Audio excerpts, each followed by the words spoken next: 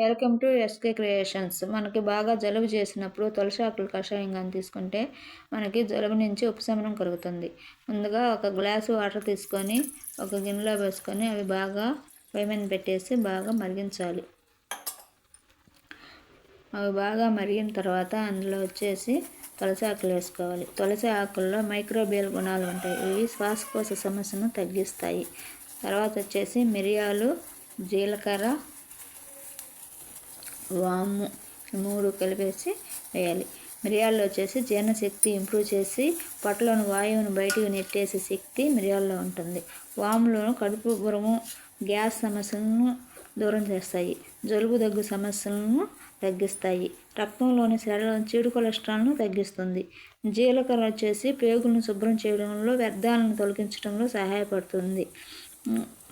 Vitamin A నిరోధక శక్తిని పెంచుతుంది. జీలకర్రలో విటమిన్ ఏ ఉంటుంది కాబట్టి రోగ నిరోధక శక్తిని పెంచుతుంది. జీర్ణక్రియ సాఫీగా జరిగేలా మలబద్ధక సమస్యను తగ్గిస్తుంది. ఇందులో లాస్ట్కి వచ్చేసి బెల్లం వచ్చేసి శక్తిని బాగా పెంచుతుంది. బెల్లం వేయటం వల్ల మనకి అన్నీ కలిపి తాగడం వల్ల మనకి జలుబు దగ్గు అనేవి కంట్రోల్లో వస్తుంది. మీరు ట్రై చేయండి, తాగి చూడండి.